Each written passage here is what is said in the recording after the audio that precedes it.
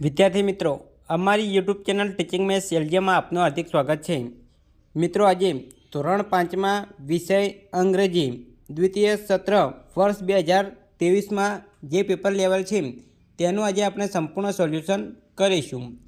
જો વિદ્યાર્થી મિત્રો તમે પૂરેપૂરો વિડીયો જોશો તો તમને ખ્યાલ આવશે અને તમારું વર્ષ 2025માં જે અંગ્રેજીનું પેપર આવે છે તેમાં પણ તમને ખૂબ જ ઉપયોગી સાબિત થશે અને તમને ખ્યાલ આવશે કે અંગ્રેજી પેપર કઈ રીતે પૂછાય છે અને આ રીતે તૈયારી કરશો તો તમારું પરિણામ સારું આવી શકે છે.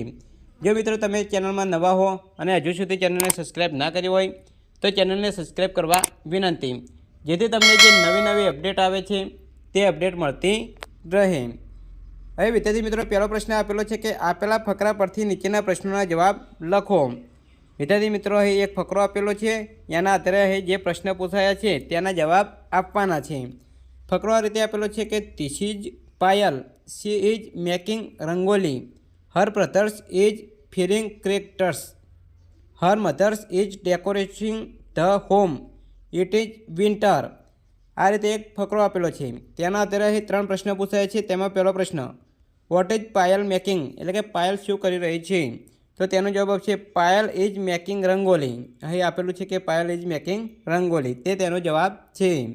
બીજામાં આપેલું છે કે હુ ઇઝ ફિલિંગ ક્રેકર્સ, તો જવાબ આવશે Payal brothers is filling crackers, એટલે કે ફટાકડા કોણ ફોડી રહ્યું છે? તો પાયલનો ભાઈ.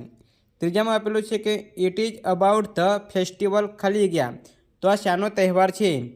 3 ઓપ્શન આપેલા છે, દિવાળી, હોલી અને નવરાત્રિ.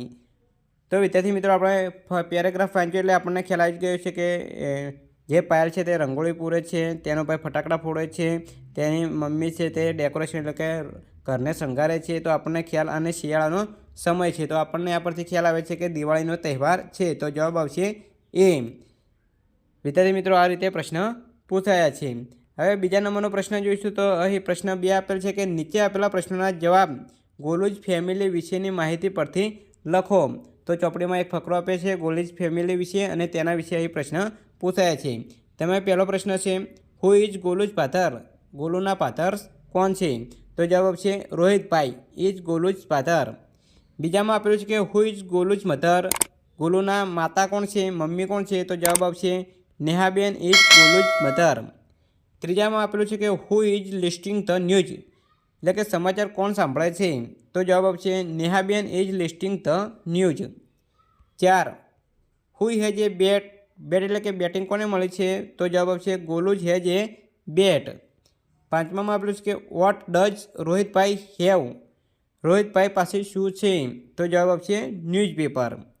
6માં આપેલું છે કે વોટ આર ગોલુજ એન્ડ પિંકી પ્લેઇંગ, ગોલુ અને પિંકી કઈ રમત રમે છે? તો એ 3 ઓપ્શન આપેલા છે, એ કબડ્ડી, બી ક્રિકેટ અને સી ખોખો. તો જવાબ આવશે ક્રિકેટ. તો વિદ્યાર્થી મિત્રો, આ રીતે 6 ગુણમાં પ્રશ્ન પૂછાયા છે. હવે આગળ પેપર આપણે જોઈશું. તો પ્રશ્ન નંબર 3 આપેલ છે. તેમાં આપેલું છે કે કૌંસમાં આપેલા શબ્દ અથવા શબ્દ સમૂહનો ઉપયોગ કરી અને સંવાદ પૂર્ણ કરવાનો છે. અહીં કૌંસમાં શબ્દ આપેલા છે okay, fine, good morning, student. અને અહીં પેરેગ્રાફ આપેલો છે, તેમાં ટીચરે કહ્યું ગુડ મોર્નિંગ ખાલી જગ્યા આપેલી છે. તો ટીચર જ્યારે ક્લાસમાં આવે છે ત્યારે કહે છે કે ગુડ મોર્નિંગ સ્ટુડન્ટ. તો પહેલામાં જવાબ આવશે સ્ટુડન્ટ. સ્ટુડન્ટ સેડ, એટલે કે બાળકોએ કહ્યું ગુડ મોર્નિંગ, એટલે જવાબ આવશે ગુડ મોર્નિંગ. ટીચરે કહ્યું હાઉ આર યુ, તમે કેમ છો? સ્ટુડન્ટ્સ, એટલે કે છોકરાઓએ કહ્યું વી આર ખાલી જગ્યા, એટલે જવાબ આવશે ફાઇન, એટલે કે અમે મજામાં છીએ. Teacher said open page number 10, કે 10 નંબરનું પાનું ખોલો, જે પુસ્તક હશે તેનું. સ્ટુડન્ટ સેડ ખાલી જગ્યા ટીચર, તો બાળકોએ કહ્યું ઓકે.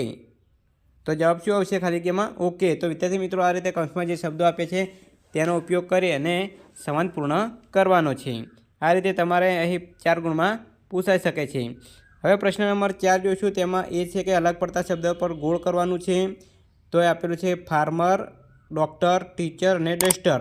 તો ફાર્મર એટલે ખેડૂત, ડૉક્ટર અને ટીચર એ વ્યવસાયિકના નામ છે, અને એ ડસ્ટર એ જે પૂંખવા માટેનું આવે છે તે ડસ્ટર છે, એટલે અલગ પડતો શબ્દ છે. બીજા નંબરમાં આપે છે મેંગો, પટેટો, બનાના, એપલ. તો મેંગો, બનાના અને એપલ એ ફળ છે, જ્યારે પટેટો એ શાકભાજી છે, એટલે તે અલગ પડે છે. ત્રીજામાં આપેલું છે પીકોક, ડોગ, કેટ અને હોર્સ. તો ડોગ, કેટ અને હોર્સ એ પાલતુ પ્રાણીનું નામ છે, જ્યારે પીકોક એ પંખીનું નામ છે. તો પીકોક અલગ પડે છે. બી આપેલું છે કે નીચે સ્પેલિંગ પૂર્ણ કરો. તો એ સ્પેલિંગ પૂર્ણ કરવાના છે. તેમાં એન ખાલી ગયા, આર ખાલી ગયા, એ આપેલું છે. તો આ નર્સનો સ્પેલિંગ છે. તો આ ખાલી ગયામાં યુ આવશે અને આ ખાલી ગયામાં એસ. બીજામાં આપેલું છે એમ ખાલી ગયા, યુએસ ખાલી ગયા. તો માઉસનો સ્પેલિંગ છે. તો અહીં ઓ આવશે અને અહીં એ આવશે. ત્રીજા નંબરમાં આપેલું છે કે એચ ખાલી જગ્યા, એલ ખાલી જગ્યા. તો એ એચ પર હેલ્પનો સ્પેલિંગ છે. તો એચ એ આવશે પહેલી ખાલી ગયામાં, બીજી ખાલી ગયામાં આવશે પી. તો વિદ્યાર્થી મિત્રો આ રીતે ખાલી જગ્યા પૂરવાની છે. અહીં સ્પેલિંગો તમને તૈયાર હોવા જોઈએ. હવે પ્રશ્ન નંબર 5 જોઈશું. ખાસ મહત્ત્વનો પ્રશ્ન છે 5. નીચેના પ્રશ્નોના જવાબ પૂરા વાક્યોમાં લખો. આ પ્રશ્ન 5 છે, તમારે જાતે જ તમારે જવાબ આપવાના હોય છે. તેમાં પહેલો પ્રશ્ન છે વોટ ઇઝ યોર નેમ? તમારું નામ શું છે? તો અહીં વિદ્યાર્થી મિત્રો તમારું જે નામ હોય છે તે લખવાનું હોય છે. અહીં જવાબ લખેલો છે કે માય નેમ ઇઝ રોહિત. બીજા નંબરમાં આપેલું છે કે what is your father name? તમારા પિતાનું નામ શું છે? તો જવાબ આવશે my father name is Ramjibhai. તમારે તમારા પપ્પાનું નામ જે હોય તે લખવાનું હોય છે. ત્રીજામાં આપેલું છે કે who is your best friend? તમારા બેસ્ટ ફ્રેન્ડનું નામ શું છે? તો જવાબ આવશે રોહિત. ચોથામાં આપેલું છે કે do you have a brothers? તમારે કેટલા ભાઈ છે? તો જવાબ આવશે 1. એક ભાઈ હોય તો 1 લખવાનું, 2 હોય તો 2 લખવાનું. આ રીતે વિદ્યાર્થી મિત્રો પ્રશ્નના જવાબ આપવાના છે. પ્રશ્ન નંબર 6 જોઈશું કે સાચો વિકલ્પ પસંદ કરી ખાલી જગ્યા પૂરો. એક આપેલું છે કે યસ્ટરડે કનુ ખાલી જગ્યા મેંગોઝ. અહીં યસ્ટરડે એટલે કે ભૂતકાળનું વાક્ય છે. તો જવાબ આવશે પાછળ એડે લાગ્યું હોય એવું પીકડ. બીજામાં આપેલું છે કે રામુ ખાલી જગ્યા coconuts to the market last Sunday. Last Sunday એટલે કે ગયા રવિવારે. આ પણ ભૂતકાળનું રૂપ છે, એટલે ભૂતકાળનો જે શબ્દ હોય આવશે ટુ.